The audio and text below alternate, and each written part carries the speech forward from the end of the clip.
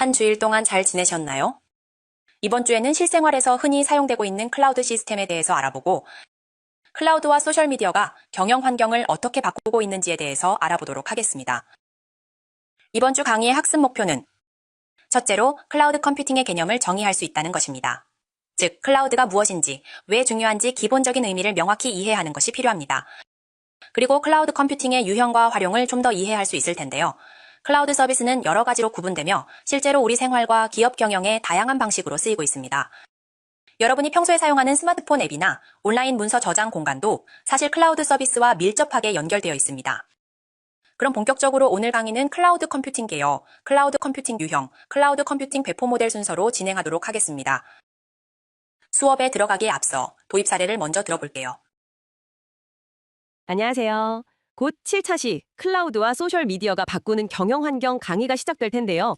그 전에 오늘 주제를 정말 잘 보여주는 실제 사례 하나를 먼저 좀 깊게 파고 들어가 볼까 합니다.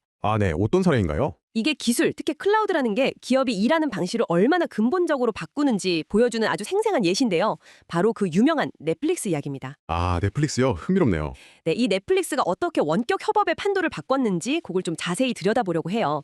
넷플릭스야 이제 모르는 분 거의 없으시죠. 전 세계 190개가 넘는 나라에서 서비스하고 또 자체 컨텐츠 제작에도 어마어마하게 투자하잖아요. 맞아요. 오리지널 컨텐츠가 정말 많죠. 근데 이 컨텐츠 제작 과정, 특히 영화나 드라마에 들어가는 화려한 시각 효과, VFX라고 하죠. 이런 걸 만들려면 전 세계에 흩어져 있는 최고 수준의 아티스트들과 협업을 해야 하거든요. 네, 그렇죠. 그게 필수죠. 예전에는 이게 정말 보통 일이 아니었어요. 한번 상상해 보세요. 아티스트 한 명 한 명이 엄청나게 비싸고 성능 좋은 컴퓨터, 그 왜 워크스테이션이라고 부르는 거 있잖아요. 그런 장비가 필요해요. 네, 맞아. 아주 고사양 장비죠. 이런 건 보통 회사 사무실에 딱 놓여 있단 말이죠. 그 아티스트들은 특정 장소로 꼭 출근을 해야만 제대로 된 작업을 할 수가 있었어요. 물리적인 제약이 있었군요. 게다가 대용량 영상 파일 주고받는 것도 시간 걸리고 비용도 들고 보안 문제도 신경 써야 하고요. 그러니까 어디 사는 누구든 실력만 있으면 같이 일한다. 이런 환경과는 거리가 좀 멀었던 거죠. 물리적인 제약이 상당히 컸습니다. 맞습니다. 근데 단순히 출퇴근 불편함, 이걸 넘어서는 문제였어요. 기업 입장에서는 전 세계의 그 뛰어난 인재들을 유연하게 활용하기가 어려웠던 어떤 구조적인 문제가 있었던 거죠. 그렇죠. 인재풀 활용이에요. 네. 예를 들어 특정 도시에 있는 아티스트하고만 일하거나 아니면 해외 인재를 데려오려면 비자 문제나 이주 비용 같은 부가적인 어려움도 많았고요.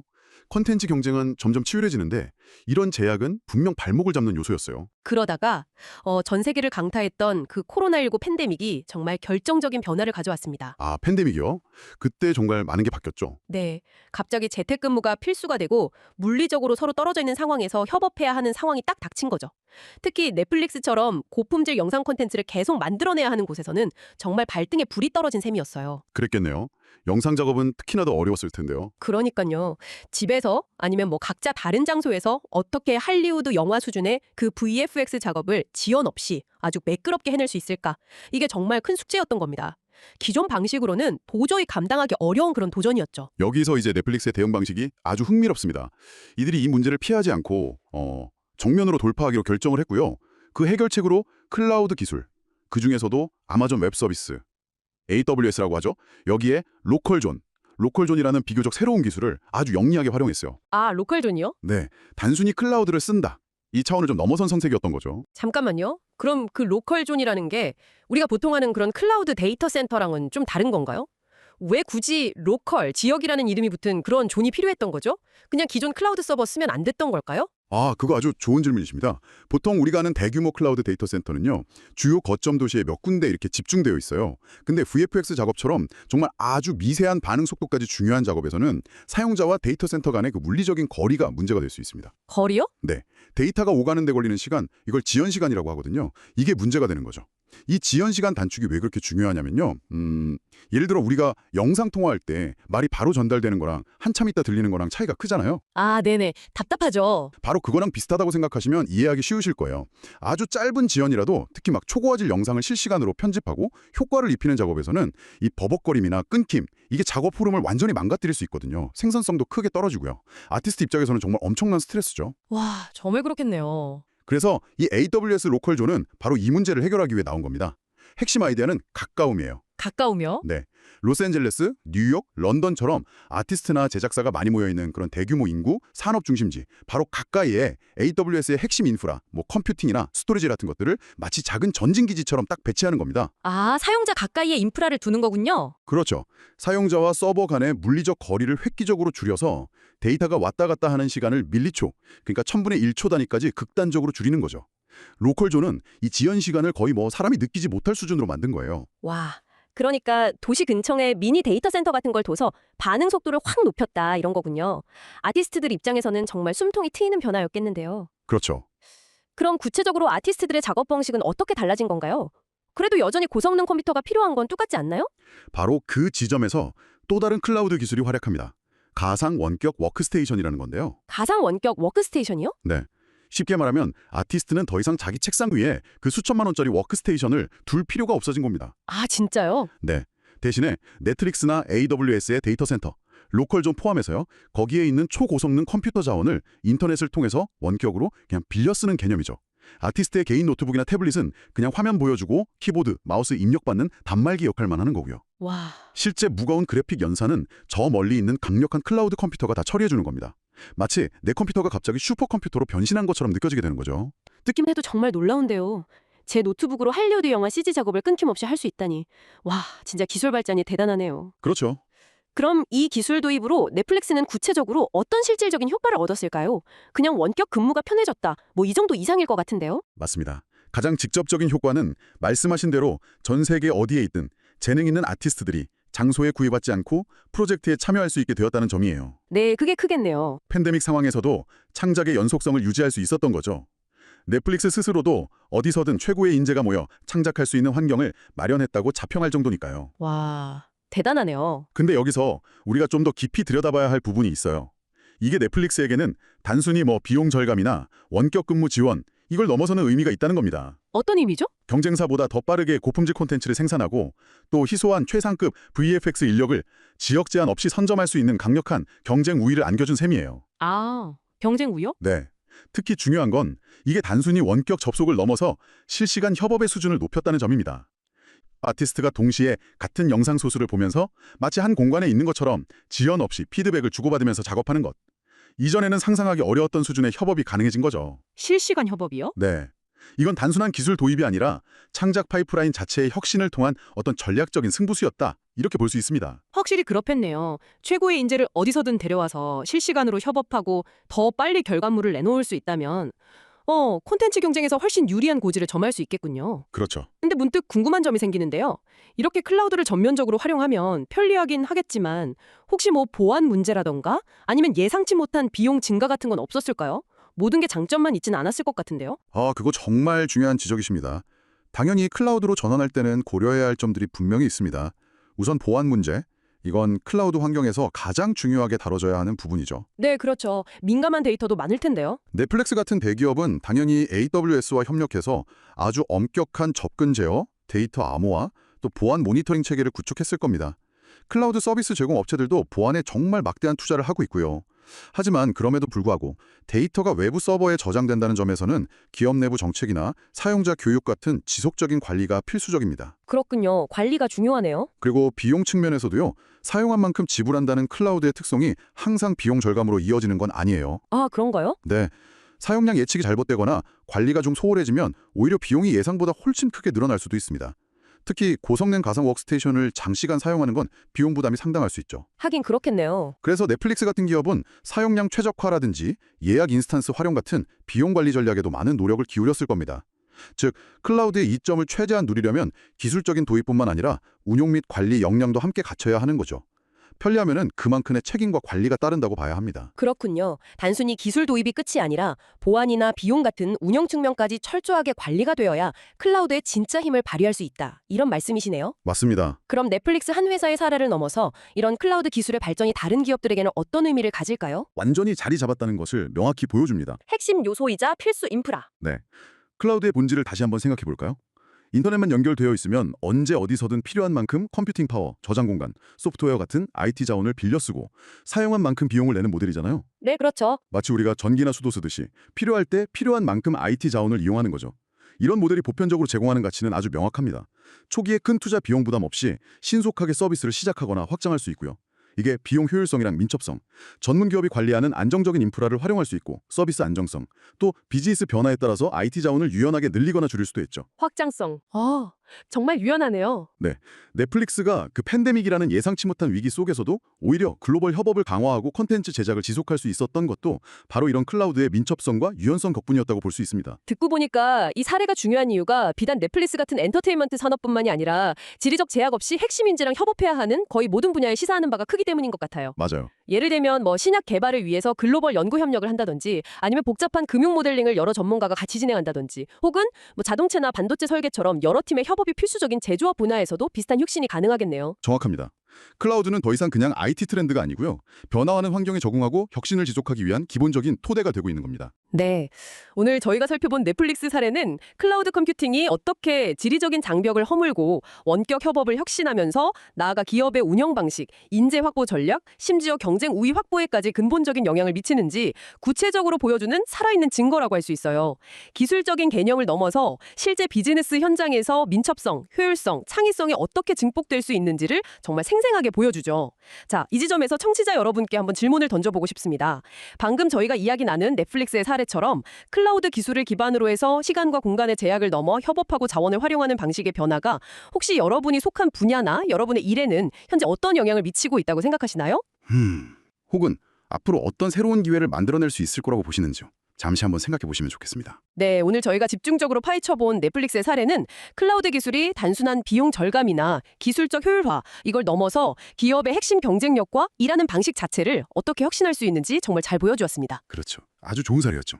클라우드와 소셜미디어가 바꾸는 경영 환경이라는 이 큰 주제를 시작하기에 앞서서 매우 적절하고 흥미로운 워밍업이 된 것 같습니다. 이렇게 클라우드가 협업과 자원 활용의 지리적, 물리적 장벽을 허물고 있다면 저희가 다음으로 살펴볼 소셜미디어는 또 아이디어가 확산되고 고객과 소통하며 관계를 맺는 방식에 또 다른 근본적인 변화를 가져오고 있거든요. 네, 맞아요. 소셜미디어의 영향력도 정말 크죠. 이 두 가지 강력한 기술 트렌드가 어떻게 결합되어서 오늘날의 경영 환경을 새롭게 만들어가고 있는지 이제부터 본격적인 이야기를 시작하겠습니다. 7처씨 클라우드와 소셜미디어가 바꾸는 경영 환경 강의 지금부터 시작합니다. 사례 이야기 어떠셨나요? 자, 그럼 클라우드 컴퓨팅의 정의부터 차근차근 알아보겠습니다. 우선 여러분이 일상에서 자주 접하는 서비스들을 예로 들어 생각해 보겠습니다. 화면에 보고 계신 서비스들은 모두 클라우드 컴퓨팅의 대표적인 예입니다. 먼저 구글 드라이브는 문서 작성, 사진 저장, 협업 기능까지 한 번에 제공하는 서비스로 개인뿐 아니라 기업에서도 널리 사용되고 있습니다. 또한 네이버 클라우드는 국내에서 많이 활용되는 서비스로 파일 저장뿐 아니라 기업용 클라우드 솔루션까지 제공하며 활용 범위를 넓혀가고 있습니다. 그리고 드롭박스는 처음에는 단순히 파일을 공유하는 서비스로 시작했지만 지금은 여러 사람이 동시에 작업할 수 있는 협업 플랫폼으로 발전하였습니다. 마지막으로 원드라이브는 마이크로소프트 계정을 기반으로 하여 오피스 프로그램과 자연스럽게 연결되는 특징을 가지고 있습니다. 이처럼 클라우드 컴퓨팅은 단순히 데이터를 보관하는 것이 아니라 인터넷만 연결되어 있다면 언제 어디서나 접속할 수 있고 다른 사람과 쉽게 공유하며 협업까지 가능하게 하는 새로운 방식의 자원 활용이라고 할 수 있습니다. 여러분은 이 중에서 어떤 서비스를 가장 많이 사용하고 계십니까? 오늘 강의를 들으면서 본인이 자주 사용하는 서비스와 연결해 생각해 보시면 훨씬 쉽게 이해할 수 있을 것입니다. 이제 이러한 사례들을 바탕으로 클라우드 컴퓨팅을 좀 더 자세하게 알아보겠습니다. 클라우드는 쉽게 말해 컴퓨터를 빌려 쓰는 서비스입니다. 예전에는 프로그램을 직접 설치하고 파일은 내 컴퓨터나 USB에 넣어 다녔습니다. 그런데 지금은 인터넷만 연결되면 구글 드라이브나 네이버 클라우드처럼 어디서든 접속해서 파일을 저장하고 꺼내 쓸 수 있습니다. 즉, 클라우드는 필요한 만큼만 빌려 쓰고 필요 없으면 반납할 수 있는 컴퓨터 자원 대여 서비스라고 생각하시면 됩니다. 혹시 여러분 휴대폰 사진이 자동으로 구글 포토나 아이클라우드에 올라가 본 적 있으십니까? 그게 바로 클라우드입니다. 이제 클라우드가 가진 특별한 특징들을 하나씩 알아보겠습니다. 클라우드는 보통 5가지 핵심 특징으로 설명합니다. 첫째, 자원의 공유. 둘째, 광범위한 네트워크 접근. 셋째, 빠른 탄력성. 넷째, 서비스 용량의 측정. 다섯째로는 주문형 셀프 서비스입니다. 말로만 들으면 어렵게 느껴질 수 있지만 사실 우리 일상에서 이미 경험하고 있는 것들입니다. 혹시 여러분은 이 5가지 중 어떤 걸 체감해 본 적이 있으십니까? 예를 들어 집이든 회사든 인터넷만 있으면 똑같이 문서를 열어보는 경험이 있으셨지요? 그럼 첫 번째 특징인 자원의 공유를 더 자세히 보겠습니다. 자원의 공유란 큰 수영장에 물을 가득 채워놓고 여러 사람이 그 물을 함께 쓰는 것과 같습니다. 이처럼 클라우드 회사는 거대한 데이터 센터를 만들어두고 거기 있는 컴퓨터 자원을 여러 고객이 필요할 때마다 나눠 쓰게 합니다. 마치 호텔방을 필요한 기간만 예약해서 쓰는 것과 비슷합니다. 그래서 누구는 파일 저장을, 누구는 프로그램 실행을, 또 누구는 서버 운영을 그때그때 나눠 쓸 수 있습니다. 헬스장에서 러닝머신을 필요한 시간만 쓰고 나오듯이 컴퓨터 자원도 그렇게 빌려 쓰는 모습을 상상하면 되겠습니다. 이 자원 나눔을 가능하게 한 기술이 바로 가상화입니다. 다음 페이지에서 살펴보겠습니다. 과거에는 하나의 물리적 서버에 하나의 운영체제와 하나의 역할만 설치했습니다. 예를 들어 한 대 서버에는 윈도우를 깔고 웹 서비스만 돌리고 다른 서버에는 리눅스를 깔고 데이터베이스만 운영했습니다. 즉 서버 한 대가 곧 하나의 기능을 담당했던 것이지요. 그래서 여러 서비스를 운영하려면 서버를 여러 대 구매해야 했습니다. 그런데 가상화 기술이 도입되면서 상황이 바뀌었는데요. 이제는 한 대의 물리적 서버 안에 여러 개의 가상 서버를 만들어 서로 다른 운영체제와 프로그램을 동시에 실행할 수 있습니다. 예를 들어 같은 장비 안에서 윈도우 서버와 리눅스 서버를 만들어서 둘 다 운영할 수 있다는 의미입니다. 쉽게 말하면 예전에는 방 하나에 한 사람만 살 수 있었다면 이제는 칸막이를 쳐서 같은 방 안에 여러 명이 각각의 공간을 가지고 사는 것과 같습니다. 이렇게 하면 공간을 훨씬 효율적으로 활용할 수 있습니다. 이처럼 가상화는 자원 활용도를 높이고 비용을 절감하며 장애가 생겨도 다른 가상 서버가 대신할 수 있어 안정성까지 강화해줍니다. 이제 이 가상화가 실제 서비스 구조 안에서 어떻게 적용되는지 그림으로 보겠습니다. 화면에 보이는 그림은 조금 복잡해 보일 수 있지만 쉽게 말하면 하나의 건물 안에 여러 층과 방이 나뉘어 있는 구조라고 생각하시면 됩니다. 맨 아래에는 튼튼한 기초인 하드웨어가 있습니다. 이것은 건물의 땅과 뼈대에 해당합니다. 그 위에는 가상화를 담당하는 소프트웨어 층이 올라갑니다. 이것은 건물의 층 구분과 비슷합니다. 2층이 있어야 그 위에 여러 세대가 나눠 살 수 있습니다. 그리고 그 위에 올라가는 것이 각각의 운영체제와 서버 역할입니다. 어떤 방은 웹사이트를 돌리는 방, 어떤 방은 메일을 담당하는 방, 또 다른 방은 앱을 실행하는 방이 되는 것입니다. 즉, 한 건물 안에 식당, 사무실, 가정집이 따로따로 운영되는 것처럼 한 대의 서버 안에서도 서로 다른 역할을 가진 가상 서버들이 독립적으로 존재할 수 있습니다. 이렇게 가상화를 활용하면 새로운 서버를 만들 때 벽돌부터 쌓을 필요 없이 기존 건물 안에 방 하나를 추가하듯 간단히 서버를 만들어낼 수 있습니다. 이처럼 가상화 구조는 서버를 빠르게 만들고 효율적으로 관리할 수 있게 해줍니다. 이제 두 번째 특징인 네트워크를 통한 접속에 대해 살펴보겠습니다. 클라우드의 큰 장점 중 하나는 장소나 기기에 상관없이 인터넷만 있으면 어디서든 접속할 수 있다는 점입니다. 예전에는 회사 컴퓨터에서 만든 문서를 집에서 열려면 USB에 저장해 들고 와야 했습니다. 하지만 클라우드에서는 그런 수고가 필요 없습니다. 집, 카페, 학교 어디서든 인터넷만 연결되면 같은 문서를 바로 열 수 있습니다. 스마트폰, 노트북, 태블릿 등 어떤 기기로 접속해도 같은 내용을 볼 수 있고 프로그램 간에는 API라는 연결 통로를 통해 서로 데이터를 주고받을 수도 있습니다. 클라우드의 또 다른 특징은 필요할 때 자원을 빠르게 늘리고 줄일 수 있다는 것입니다. 예전에는 갑자기 사용자가 늘어나면 새로운 서버를 사서 설치해야 했습니다. 하지만 클라우드에서는 버튼 몇 번만 누르면 서버가 바로 늘어나고 수요가 줄면 다시 줄어듭니다. 예를 들어 크리스마스 시즌에 온라인 쇼핑몰에 손님이 몰리면 클라우드 서버가 자동으로 늘어나서 사이트가 멈추지 않게 합니다. 그리고 시즌이 지나 한가해지면 서버는 자동으로 줄어들어 불필요한 비용을 막아줍니다.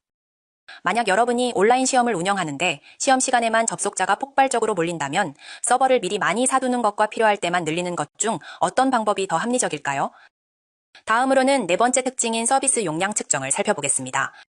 클라우드에서는 누가 얼마나 사용했는지 정확하게 측정합니다. 저장 공간, 네트워크 사용량, 처리량 등을 자동으로 기록해서 사용한 만큼만 비용을 내는 구조입니다. 예전에는 서버를 사 놓으면 많이 쓰든 적게 쓰든 똑같이 돈이 들어갔습니다. 그러나 클라우드에서는 전기요금이나 수도요금처럼 사용량만큼 지불합니다. 그래서 낭비를 줄이고 예산도 투명하게 관리할 수 있습니다. 예를 들어 어떤 회사는 데이터를 많이 쓰기 때문에 비용이 많이 나오고 어떤 회사는 적게 쓰면 비용도 적게 나옵니다. 즉 정확한 계량기가 붙어 있는 컴퓨터 서비스라고 보시면 됩니다. 마지막 특징인 주문형 셀프 서비스로 넘어가겠습니다. 클라우드에서는 사용자가 직접 원하는 서비스를 바로 선택해서 사용할 수 있습니다. 예전에는 서버가 필요하면 IT 부서에 요청서를 내고 장비를 구매하고 설치를 기다려야 했습니다. 몇 주, 몇 달이 걸리기도 했습니다. 하지만 클라우드에서는 그런 과정이 필요 없습니다. 마치 배달앱에서 원하는 메뉴를 골라 바로 주문하듯이 몇 번의 클릭만으로 서버나 저장 공간이 바로 생깁니다. 필요 없으면 다시 취소하면 됩니다. 즉, 내가 필요한 만큼 내가 원하는 시점에 직접 신청해서 바로 쓸 수 있는 것이 주문형 셀프 서비스입니다. 이처럼 클라우드의 5가지 특징은 우리 일상과 기업 경영 모두에서 필수적인 기반이 되고 있습니다. 이제 다음 단계에서는 이 특징들이 어떻게 서비스 모델로 구체화되는지 살펴보겠습니다. 이번에는 클라우드 컴퓨팅의 유형을 알아보겠습니다. 클라우드는 크게 3가지로 나눌 수 있는데요. 인프라 서비스, 플랫폼 서비스, 소프트웨어 서비스입니다. 이 3가지는 마치 우리가 집을 어떻게 이용하는가에 따라 다르게 나눌 수 있는 것과 같습니다. 클라우드 컴퓨팅의 유형은 인프라스트럭처 서비스, 플랫폼 서비스, 소프트웨어 서비스로 크게 3가지로 나눌 수 있습니다. Infrastructure as a Service, 줄여서 EAS, Platform as a Service, 줄여서 PaaS라고 부르고 Software as a Service, SaaS라고 부릅니다. 하나씩 차근차근 살펴볼까요? 첫 번째는 인프라스트럭처 서비스입니다. IaaS는 서버, 저장 공간, 네트워크 같은 컴퓨터의 기반 인프라를 빌려 쓰는 서비스입니다. 예전에는 이런 자원을 모두 직접 구입해야 했습니다. 서버를 사고 설치하고 관리하는데 많은 비용과 시간이 들었지요. 그러나 IaaS를 활용하면 인터넷을 통해 마치 전기나 수도처럼 필요한 만큼만 빌려 쓸 수 있습니다. 쉽게 말해 집을 새로 짓지 않고 뼈대만 완성된 건물을 빌려서 내가 원하는 방식으로 꾸미는 것과 비슷합니다. 화면에서 왼쪽과 오른쪽은 전통적인 방식과 클라우드 서비스 모델의 차이를 보여줍니다. 왼쪽은 전통적인 방식으로 서버부터 네트워크까지 노란색 부분을 모두 기업이 직접 사서 운영해야 했습니다. 오른쪽의 IaaS는 파란색의 기반 시설을 클라우드 회사가 대신 제공해줍니다. 사용자는 그 위에서 프로그램만 올려 쓰면 됩니다. 즉, 땅을 사고 집을 직접 짓는 것과 이미 골조가 완성된 건물을 빌려 쓰는 것의 차이라고 볼 수 있습니다. IaaS에서는 서버 성능, 저장 공간, 네트워크 등을 서비스 형태로 제공합니다. 예전처럼 장비를 주문하고 설치할 필요 없이 클릭 몇 번만 하면 원하는 성능의 가상 서버가 바로 만들어집니다. 마치 가전제품을 직접 사는 대신 필요한 기간만 렌탈 서비스로 빌려 쓰는 것과 같습니다. 이런 IaaS의 장점은 무엇일까요? IaaS의 장점은 유연성과 제어권이 부여된다는 것입니다. 내가 원하는 소프트웨어를 자유롭게 설치하고 조작할 수 있습니다. 하지만 단점도 있습니다. 기본 자원만 제공되기 때문에 그 위에 올리는 운영체제와 프로그램은 사용자가 직접 관리해야 합니다. 즉, 내 마음대로 꾸밀 수 있지만 관리도 내가 책임져야 한다는 점입니다. 호텔은 가구가 다 갖춰져 있어 편리하지만 전셋집은 꾸밀 자유가 있는 대신 관리 책임도 내게 있는 것과 비슷합니다. 이번에는 IaaS의 대표 서비스를 살펴보겠습니다. 가장 대표적인 서비스는 아마존의 EC2와 S3입니다. EC2는 가상 서버를 빌려주는 서비스이고 S3는 대용량 데이터를 안전하게 저장할 수 있는 창고 같은 서비스입니다. 이 2가지는 출시된 지 오래되었지만 여전히 전 세계에서 가장 널리 사용되는 표준 서비스로 자리 잡고 있습니다. 마이크로소프트의 애저도 중요한 서비스입니다. 애저는 마이크로소프트 오피스나 팀즈와 같은 기업용 프로그램과 잘 연동되기 때문에 회사 환경에서 많이 활용되고 있습니다. 그리고 구글 클라우드 GCP도 빼놓을 수 없습니다. 구글은 AI와 데이터 분석에 강점이 있어 머신러닝 학습이나 데이터 처리 환경을 만들 때 특히 많이 활용됩니다. 즉 지금 IaaS 시장은 크게 아마존 AWS, 마이크로소프트 애저, 구글 클라우드가 3대 축을 이루고 있습니다. 여기에 더해 최근에는 AI 확산으로 인해 이 서비스들이 단순한 서버 제공을 넘어 AI 모델 학습과 배포를 위한 최적화된 환경을 함께 제공하는 방향으로 발전하고 있습니다. 여러분이 앞으로 기업 현장에서 클라우드를 활용할 때도 이 3가지 서비스를 접할 가능성이 가장 높습니다. 두 번째 유형은 플랫폼 서비스입니다. 정식 명칭은 Platform as a Service, 줄여서 PaaS, 발음은 PaaS입니다. PaaS는 애플리케이션을 만들고 실행할 수 있는 개발 환경 자체를 서비스로 제공합니다. 즉, 웹사이트나 데이터베이스를 실행할 수 있고 프로그래밍 언어를 돌릴 수 있는 환경이 클라우드 위에 마련되어 있는 것입니다. 비유하자면 집을 새로 짓는 대신 전기, 수도, 가구가 다 갖춰진 원룸을 빌려 바로 생활을 시작하는 것과 비슷합니다. 이제 그림을 통해 PaaS가 IaaS와 어떤 점이 다른지 비교해 보겠습니다. 화면의 그림을 보시면 전통적인 IT에서는 서버부터 운영체제까지 모두 기업이 직접 관리해야 했습니다.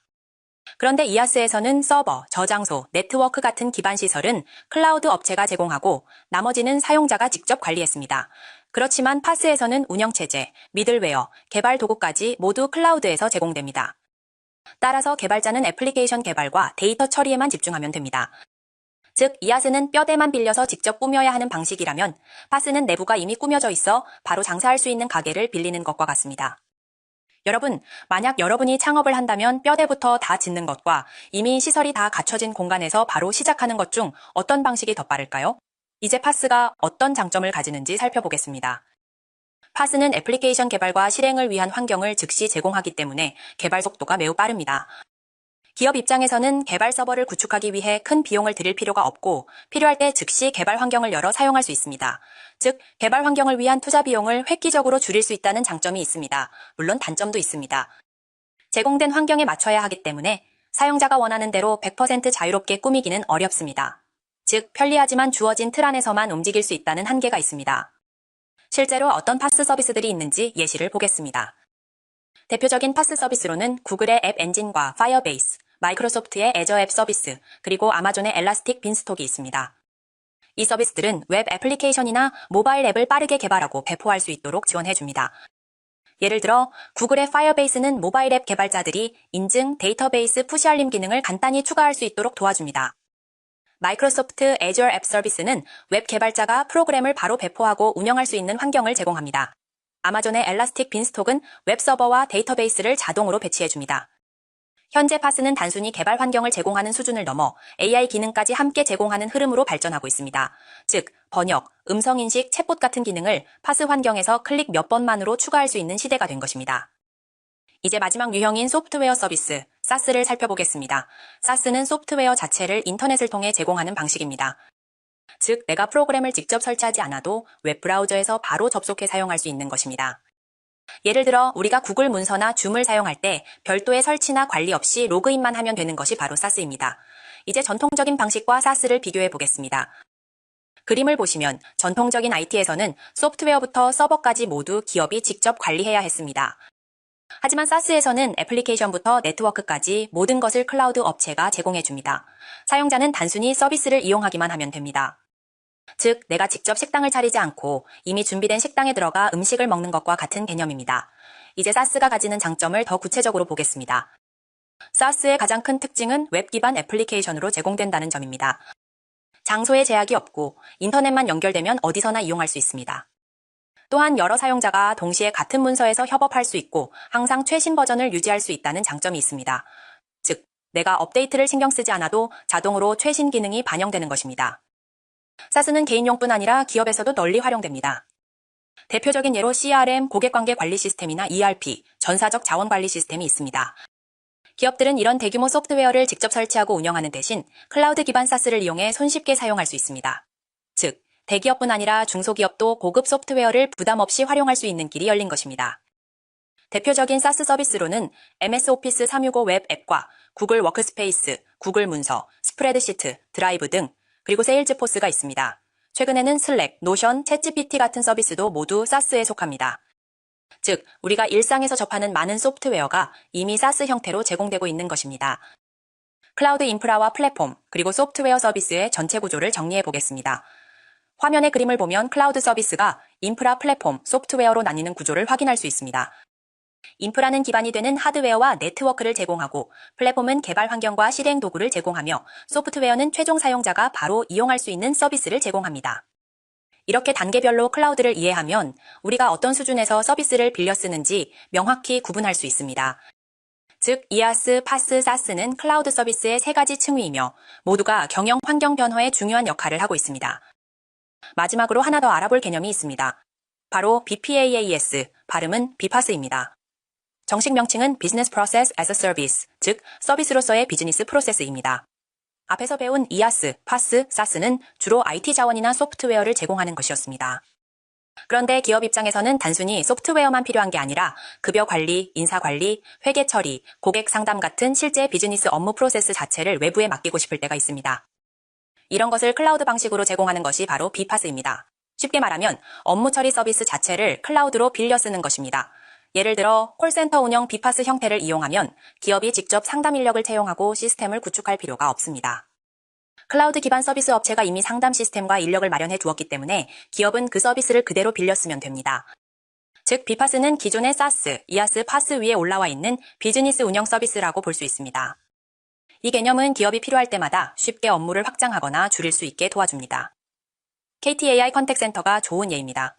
정리하면 BPaaS는 단순한 기술 서비스가 아니라 실제 비즈니스 운영 자체를 서비스로 제공하는 것입니다.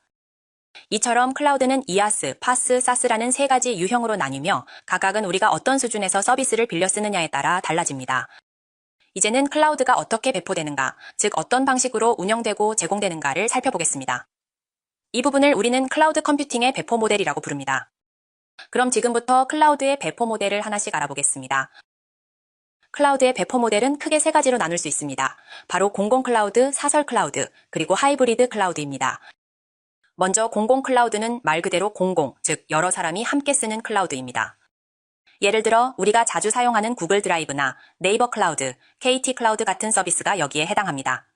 인터넷만 연결되면 누구나 쉽게 접근할 수 있고 필요한 만큼만 비용을 내면 되기 때문에 초기 투자 부담이 적습니다.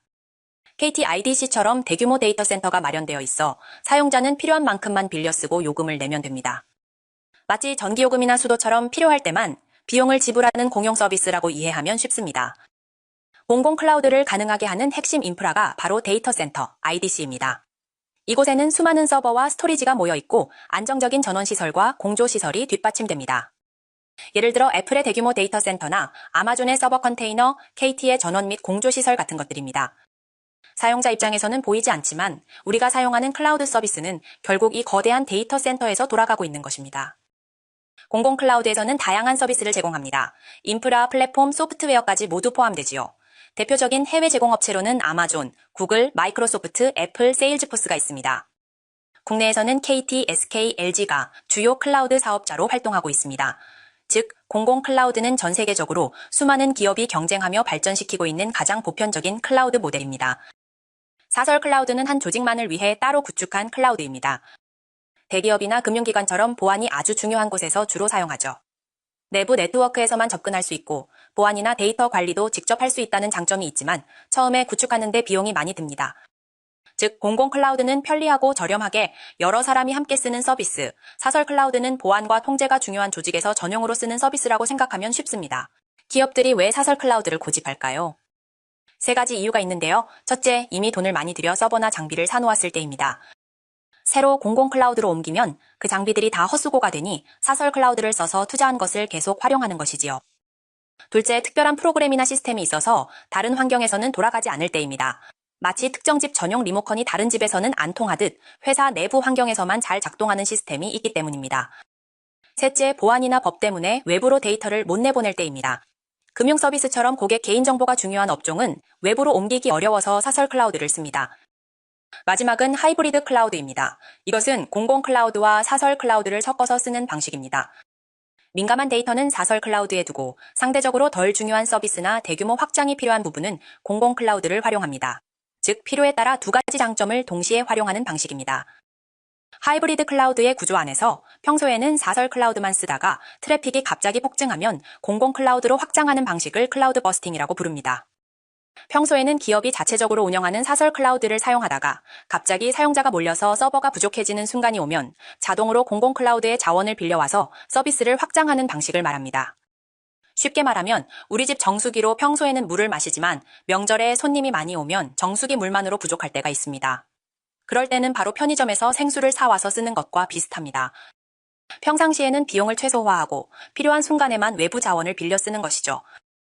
예를 들어 넷플릭스는 전 세계에서 동시에 사람들이 몰려 드라마나 영화를 보는 경우가 많습니다. 이런 순간에는 기존 서버로는 감당이 어렵기 때문에 아마존 AWS 같은 공공 클라우드를 빌려 서버 용량을 늘립니다. 그 덕분에 시청자들은 끊김없이 영상을 볼 수 있습니다. 다음으로는 클라우드 컴퓨팅의 효과를 기업별로 살펴보겠습니다.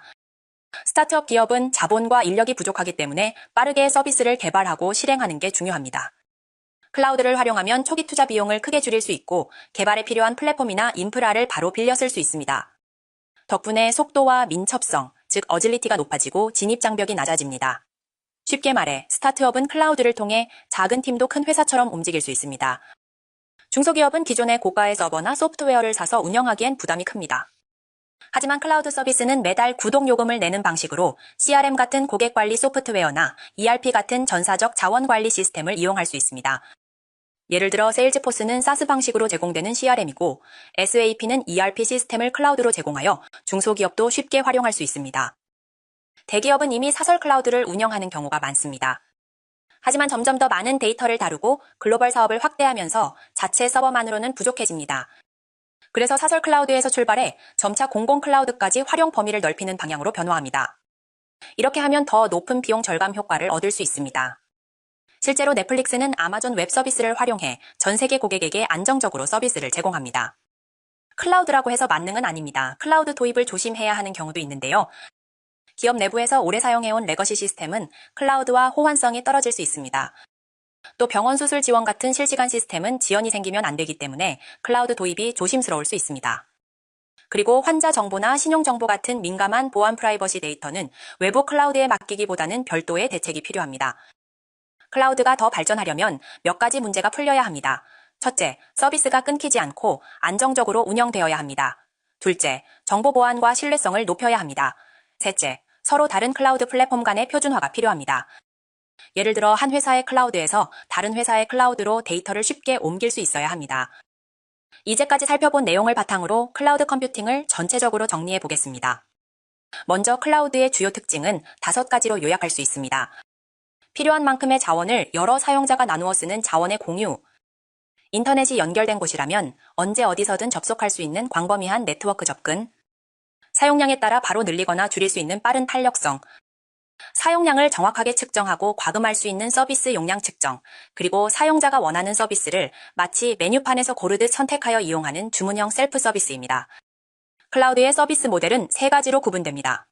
SaaS는 소프트웨어를 직접 설치하지 않고 인터넷을 통해 빌려 쓰는 방식입니다. 구글 문서도구나 넷플릭스가 예였습니다. PaaS는 개발자가 프로그램을 만들고 실행할 수 있는 개발 환경을 빌려 쓰는 서비스입니다. IaaS는 서버, 저장 공간, 네트워크 같은 기본적인 인프라를 빌려 쓰는 서비스로 아마존 AWS가 대표적입니다. 배포 모델은 3가지가 있습니다. 공공 클라우드는 누구나 사용할 수 있는 개방형 클라우드이고, 사설 클라우드는 특정 기업이나 기관 내부에서만 사용하는 전용 클라우드입니다. 마지막으로 하이브리드 클라우드는 공공과 사설 클라우드를 함께 사용하는 방식으로 기업의 상황에 따라 장점을 취할 수 있는 모델입니다. 마지막으로 효과는 기업 규모별로 다르게 나타나는데 스타트업은 빠른 실행력, 중소기업은 우수한 시스템 활용, 대기업은 비용 절감과 확장성이 장점이 될 수 있습니다. 정리하면 클라우드 컴퓨팅은 기업의 규모와 상황에 따라 다른 가치를 제공하는 필요할 때 빌려 쓰는 IT 자원이라고 할 수 있습니다. 이번 시간에 우리는 클라우드 컴퓨팅의 개념과 유형, 그리고 배포 모델에 대해 살펴보았습니다. 잠깐 쉬고 2강에서 뵙겠습니다.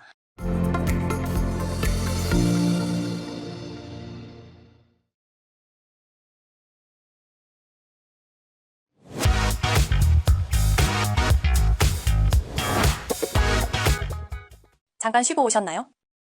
2강에서는 소셜미디어의 역사와 흐름을 살펴보고 이러한 소셜미디어가 기업 경영 환경을 어떻게 바꾸고 있는가에 대해 생각해보는 시간을 갖겠습니다. 우리가 매일 쓰는 유튜브, 인스타그램 같은 도구들이 단순한 소통을 넘어 기업의 전략과 마케팅에 어떻게 영향을 주는지 살펴보겠습니다. 이번 시간의 학습 목표는 크게 2가지입니다.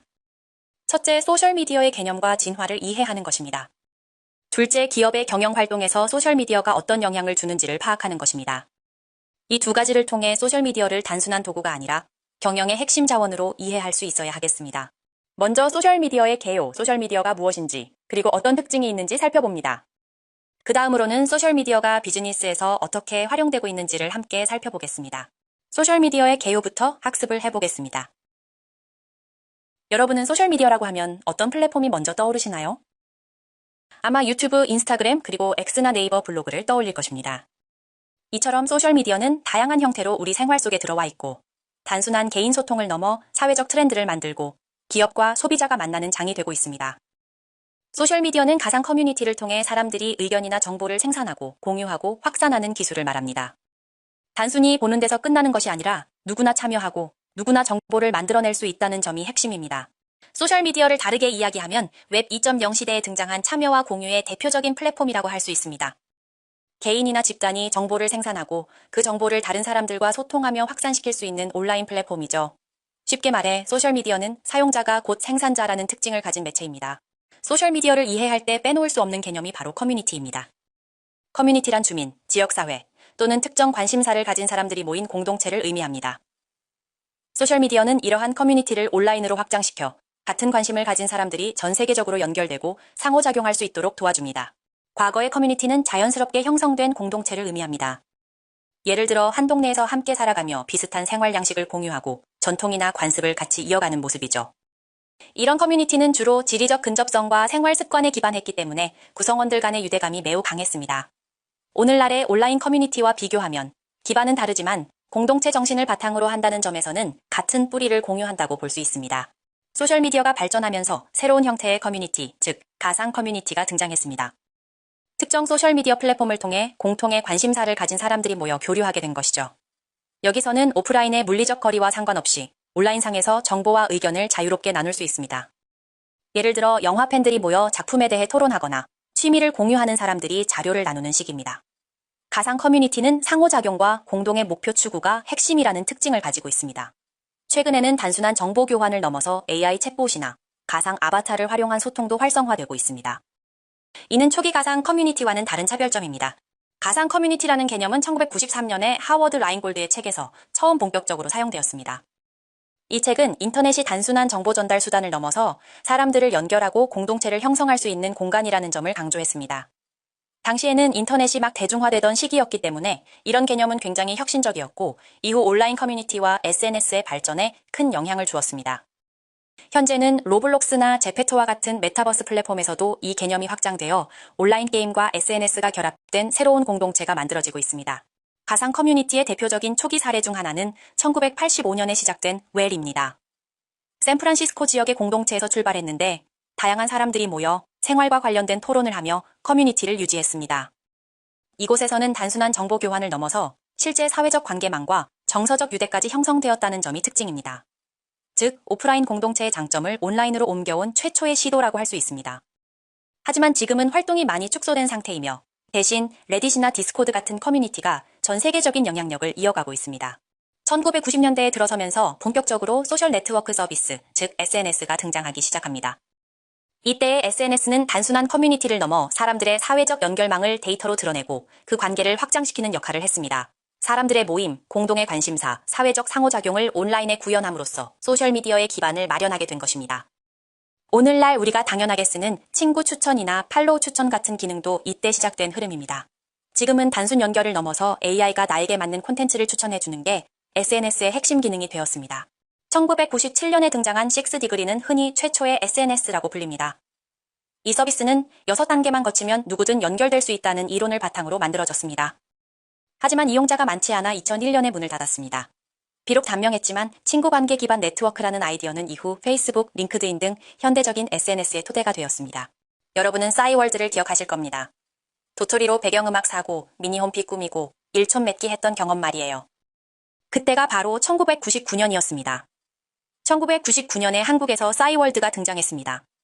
싸이월드는 개인 미니홈피라는 독창적인 방식으로 사용자들의 생활과 감정을 표현할 수 있게 했습니다. 또 도토리라는 사이버 화폐를 도입해서 배경음악이나 아이템을 구매하는 문화를 만들었는데 이는 지금의 온라인 아이템 경제의 시작점이기도 했습니다. 싸이월드는 한국에서뿐만 아니라 세계 SNS 발전 사회에도 중요한 역할을 차지했습니다. 하지만 그 인기는 2010년대 이후 급격히 쇠퇴했습니다. 2021년 재오픈을 시도했으나 이용자 확보에는 실패해 지금은 사실상 영향력이 거의 사라졌습니다. 이는 혁신을 이어가지 못하면 플랫폼이 빠르게 소멸할 수 있다는 교훈을 남겼습니다. 2002년에는 프렌드스터가 등장했는데 세계 최초의 SNS 중 하나였지만 서버 문제와 경쟁 때문에 사라졌습니다. 지금은 교과서 속 사례로만 남아 있습니다. 이 사례는 SNS가 안정적이고 확장 가능한 기술을 확보하지 못하면 금방 사라질 수 있다는 점을 보여줍니다. 여러분도 이런 얘기 들으면 옛날에 싸이월드 같은 거네 하고 이해하면 됩니다. 2003년 등장한 마이스페이스는 음악과 연예인을 중심으로 인기를 끌었지만 페이스북에 밀려 쇠락했습니다. 반대로 같은 해에 등장한 링크드인은 지금도 비즈니스형 SNS의 대표주자로 쓰이고 있죠. 여러분이 취업 준비할 때 자기소개서를 링크드인에 올리거나 외국인과 네트워킹할 때 많이 활용합니다. 여러분들이 취업할 때 자기소개서를 내면 인사팀에서 링크드인이나 페이스북을 검색해봅니다. 아시죠? 페이스북은 2003년 대학생들을 중심으로 페이스매시라는 이름으로 시작해 세계 최대 SNS로 성장했습니다. 하지만 지금은 젊은 세대는 인스타그램, 틱톡으로 이동하고 페이스북은 중장년층이 많이 쓰는 서비스로 자리 잡고 있습니다. 기업명을 메타로 바꾸고 메타버스 사업에 집중하고 있는데 아직은 뚜렷한 성과가 없다는 평가도 있습니다. 하지만 CEO의 적극적인 투자로 저는 성장할 것이라고 기대하고 있습니다. 2005년에는 동영상 공유 플랫폼 유튜브가 등장했습니다. 유튜브는 사용자들이 직접 영상을 올리고 공유하면서 소셜미디어의 형태를 크게 바꾸었습니다. 단순히 글과 사진이 아니라 동영상이라는 강력한 매체가 소통의 중심이 된 것이죠. 2005년에서 2008년 사이 세계 최대 SNS로 자리 잡았으나 이후 페이스북의 성장과 구글의 인수로 지금은 또 다른 거대한 생태계를 형성하게 되었습니다. 최근에는 숏폼 영상을 강화해서 틱톡과 경쟁하고 있습니다. 여러분도 긴 영상보다는 쇼츠, 인스타 릴스 같은 짧은 영상 더 자주 보지 않나요? 바로 이런 변화가 이용자 경험을 바꾸고 있는 것입니다. 2006년에는 트위터가 등장했습니다. 트위터는 140자의 짧은 글, 즉 트윗을 통해 실시간으로 생각과 뉴스를 공유할 수 있는 플랫폼이었습니다. 짧지만 빠른 소통이 가능하다는 점에서 선거, 재난, 시위 같은 사회적 사건에서 중요한 역할을 했습니다. 트위터는 마이크로블로그라는 새로운 형태를 개척했고 지금도 사회적 이슈와 실시간 정보 전달에 가장 강력한 도구 중 하나로 활용되고 있습니다. 하지만 2022년 일론 머스크가 인수하면서 X라는 이름으로 바뀌었고 정책 변화와 경쟁 심화로 인해 예전만큼 지배적이지는 않습니다. 그럼에도 여전히 실시간 이슈를 확인할 때 가장 먼저 찾는 플랫폼 중 하나입니다. 여러분도 아마 스포츠 경기 실시간 반응을 X에서 본 경험 있을 거예요. 2010년 인스타그램은 사람들의 일상 공유 방식을 바꾸었습니다. 예전에는 사진을 찍으면 직접 핸드폰을 PC에 연결해서 다운로드해야 했습니다. 그런 시절이 있었답니다. 여러분 중에는 이런 경험을 하신 분들이 있을 겁니다. 인스타그램은 스마트폰으로 찍은 음식, 여행, 패션 같은 일상들이 손쉽게 공유되었고 필터 기능 덕분에 누구나 전문가처럼 꾸민 사진을 만들 수 있었습니다. 아마 여러분도 오늘 먹은 점심을 스토리에 올려본 적이 있을 겁니다. 같은 시기 핀터레스트는 이미지를 모아 아이디어를 공유하는 플랫폼으로 인기를 얻었고 스냅챗은 사진이 일정 시간이 지나면 사라지는 기능으로 10대들에게 폭발적인 반응을 얻었습니다. 지금 우리가 익숙하게 쓰는 인스타그램 스토리도 사실 스냅챗에서 출발한 기능입니다. 소셜미디어의 본질은 사용자가 직접 만든 글과 사진, 영상을 빠르게 공유하고 연결하는 데 있습니다. 한 사람이 만든 콘텐츠가 짧은 시간 안에 퍼져나가 유행을 만들기도 하고 새로운 관계망을 형성하기도 하죠. 여러분도 친구가 공유한 밈 영상을 보며 단톡방에서 대화를 나눈 경험이 있을 겁니다. 소셜미디어는 3가지 특징으로 요약할 수 있습니다. 첫째, 콘텐츠가 빠르게 퍼져나가는 바이럴 콘텐츠. 둘째, 스마트폰 덕분에 언제 어디서나 쓸 수 있는 모바일성. 셋째, 기업이 이를 활용해 광고와 고객 소통을 이어가는 비즈니스 응용입니다. 첫 번째 특징을 좀 더 살펴보겠습니다. 소셜미디어에서 바이럴은 입소문처럼 빠르게 퍼지는 현상을 말합니다. 단톡방에서 공유된 짧은 영상이나 밈이 반 전체가 아는 콘텐츠가 되는 경우가 바로 그 예시죠. 스마트폰은 소셜미디어를 언제나 접속 가능한 공간으로 만들었습니다. 알림이 뜨면 바로 반응할 수 있고 위치 기반 서비스 덕분에 친구의 활동을 실시간으로 확인할 수도 있습니다. 비즈니스로 응용할 수 있는 부분은 마케팅 조사, 고객 소통, 관계 개발 등 다양하게 활용할 수 있습니다. 이 내용은 뒤에서 좀 더 자세히 살펴보도록 하겠습니다. 이런 소셜미디어는 전통 미디어와 어떤 차이점이 있을까요? 전통 미디어는 신문, 방송, 잡지와 같이 대중을 대상으로 하는 일방향적 매체입니다. 특정한 독자나 시청자를 대상으로 하고 전문 스튜디오 장비나 기자의 취재 과정을 통해 만들어집니다. 즉, 1차원적이고 통제된 콘텐츠가 제공되는 특징을 가집니다. 반면 소셜미디어는 누구나 참여할 수 있다는 점에서 다릅니다. 도달률과 참여도가 높으며 이용자 스스로가 콘텐츠를 만들고 공유할 수 있습니다. 도달률이란 메시지가 얼마나 멀리 퍼졌는가를 나타내는 지표입니다. 소셜미디어가 전통 미디어보다는 더 많은 사람에게 메시지를 전달할 수 있습니다. 기업 입장에서는 기존 광고나 홍보 방식에 더해 소셜미디어를 활용한 양방향 소통 전략이 필수가 되었다고 할 수 있습니다. 전통 미디어는 사용성과 즉시성에서 제약이 있습니다. 전문 스튜디오와 기자들이 참여해야 하고 콘텐츠가 만들어지면 쉽게 수정할 수 없는 구조이죠. 정보 변경이 어렵고 일방향적으로 흘러갑니다. 하지만 소셜미디어는 이와 정반대입니다. 누구나 쉽게 참여할 수 있고 실시간으로 정보를 올리거나 수정할 수 있습니다. 예를 들어 한 소비자가 제품 사용 후기를 올리면 기업은 즉시 피드백을 달 수 있고 다른 소비자들은 그 과정을 실시간으로 확인할 수 있습니다. 결국 소셜미디어는 참여성과 즉시성, 정보 변경의 용이성을 통해 기업과 고객을 더 가깝게 연결하는 매체로 자리 잡게 되었습니다. 소셜미디어는 이제 개인의 놀이터가 아니라 기업 경영의 핵심 플랫폼이 되었습니다. 소셜미디어가 비즈니스에 어떤 도움을 주는지 알아보겠습니다. 소셜미디어는 단순한 소통 수단을 넘어서 기업 활동에 중요한 전략적 자원이 됩니다. 예를 들어 기업은 소셜미디어를 통해 사회와의 관계를 개선할 수 있습니다. 예전에는 기업이 일방적으로 메시지를 전달했다면 지금은 고객과 직접 대화하면서 더 친근한 이미지를 만들 수 있죠. 또 고객의 의견을 빠르게 수집하고 반영할 수 있어 고객 취향의 수집에도 유용합니다. 뿐만 아니라 소셜미디어는 마케팅 기능을 향상시키는 도구로도 쓰입니다. 광고비를 많이 쓰지 않고도 바이럴 효과를 얻을 수 있죠. 마지막으로 사람들 간의 연결을 만들어내면서 사회적 네트워크 구축에도 도움을 줍니다. 기업은 소셜미디어를 활용해 고객의 다양한 요구를 더 잘 이해하고 대응할 수 있습니다. 예를 들어 고객관계 관리 측면에서는 고객의 불만이나 칭찬을 바로 확인하고 응답할 수 있습니다. 혁신 측면에서는 고객 의견을 신제품 개발에 반영할 수도 있고요. 또한 기업 내부적으로는 직원들이나 고객이 공유한 지식을 통해 지식 관리가 가능해집니다. 즉, 소셜미디어는 고객 니즈 충족을 위한 중요한 창구입니다. 왜 기업들은 소셜미디어를 적극적으로 활용할까요? 소셜미디어는 광고 비용을 줄일 수 있고 브랜드 인지도를 빠르게 확산시킬 수 있으며 잠재 고객과의 관계를 꾸준히 쌓을 수 있기 때문입니다. 실제로 소비자들은 친구의 추천이나 다른 사람들의 후기를 더 신뢰하기 때문에 소셜미디어에서 발생하는 좋아요, 공유, 댓글은 기업 입장에서는 매우 중요한 마케팅 자산이 됩니다. 예시로는 유튜브에 광고 영상을 올리거나 인스타그램 이벤트를 통해 좋아요와 댓글을 모으는 방식이 있습니다. 인플루언서를 활용해 제품을 홍보하는 것도 대표적인 사례죠. 소셜미디어 마케팅의 가장 큰 장점은 저렴한 비용, 빠른 확산력, 즉각적인 피드백입니다. 하지만 단점도 있습니다. 관심을 끌기 어려울 수 있고 부정적인 댓글이 달리면 순식간에 확산되는 위험도 있습니다. 즉, 긍정적인 입소문뿐만 아니라 부정적인 입소문에도 항상 대비해야 합니다. 과거에는 리서치 업체에 의뢰해 많은 시간과 비용을 들여야 소비자 조사를 할 수 있었습니다. 하지만 지금은 소셜미디어 덕분에 훨씬 빠르고 효율적으로 소비자 의견을 확인할 수 있습니다. 예를 들어 블로그나 온라인 포럼을 통해 소비자들이 어떤 이야기를 하고 있는지 관찰하는 방식이 대화형 마케팅입니다. 엑스나나 인스타그램 같은 플랫폼에서 특정 키워드를 분석해 여론을 파악하는 것이 소셜 인텔리전스입니다. 실제로 텍스트 분석 소프트웨어를 활용하면 수천 개의 글을 자동으로 분류하고 의미를 뽑아낼 수도 있습니다. 소셜미디어 마케팅은 기존의 광고 방식과 달리 실시간으로 고객과 소통할 수 있다는 큰 장점이 있습니다. 예를 들어 브랜드 계정에서 올린 글이나 영상에 고객이 바로 댓글을 달고 기업은 즉시 답변을 줄 수 있습니다. 또한 사용자들이 자발적으로 콘텐츠를 생산하고 공유하기 때문에 광고가 단순히 기업에서 소비자로 흘러가는 일방향이 아니라 소비자가 함께 참여하는 쌍방향 구조로 발전합니다. 이 과정에서 온라인 구전 효과가 크게 나타나며 특정 브랜드나 제품이 많이 쓰인다는 분위기가 형성되면 다른 사람들도 따라하게 되는 밴드웨건 효과까지 기대할 수 있습니다. 밴드웨건 효과란 사람들이 다수의 행동을 따라가려는 심리적 경향을 말합니다. 예를 들어 인스타그램에서 모두가 먹는 카페 신상 메뉴가 갑자기 유행하면 나도 한번 먹어보고 싶다는 생각이 드는 것과 같습니다. 기업은 이런 현상을 활용해 이벤트나 챌린지를 열어 자연스럽게 참여를 유도합니다. 여러분도 아마 땡땡 챌린지 같은 캠페인을 경험해 본 적이 있을 겁니다. 소셜미디어 변화 방향도 짚고 넘어가야 하는 부분입니다. 과거에는 정보를 찾을 때 네이버나 다음과 같은 포털 사이트 검색이 중심이었지만 지금은 많은 사람들이 유튜브, 인스타와 같은 SNS에서 먼저 정보를 확인합니다.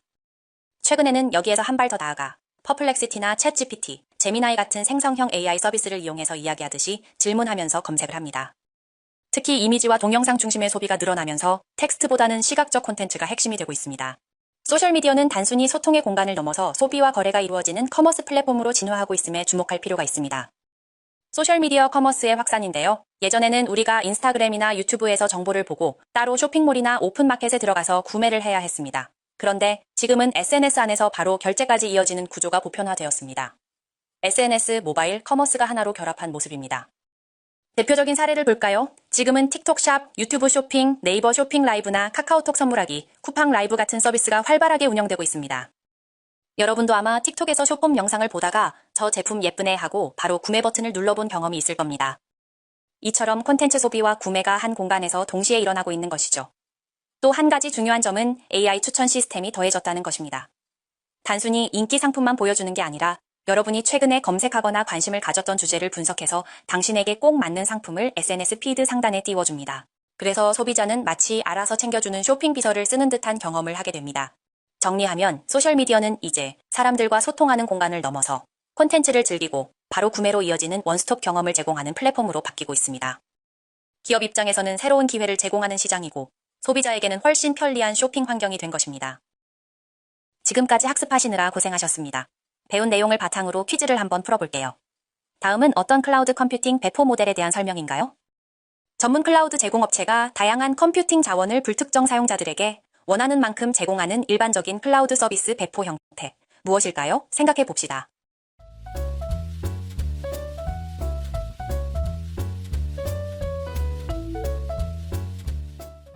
정답은 바로 공공 클라우드입니다. 공공 클라우드는 아마존, 구글, KT와 같은 클라우드 사업자가 불특정 다수에게 자원을 제공하는 형태로 가장 일반적인 클라우드 모델입니다. 소셜 네트워크 서비스로 대표되는 소셜미디어는 가상 커뮤니티에서 발전한 개념이다. 맞으면 O, 틀리면 X입니다. 정답을 생각해 보겠습니다.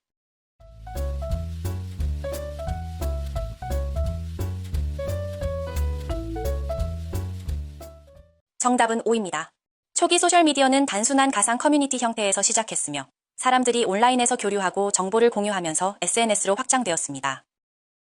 이번 시간에는 소셜미디어에 대한 이야기를 해보았습니다. 다음 시간에는 디지털 시대의 정보 보안에 대해 알아보겠습니다. 지금까지 배운 내용들을 영상으로 복습하는 것도 좋지만 강의 노트를 중심으로 핵심 용어와 개념을 정리하면 짧은 시간에 많은 내용을 정리할 수 있을 것입니다. 중간고사 잘 본 이후에 웃는 모습으로 다음 시간에 만나겠습니다. 수고하셨습니다.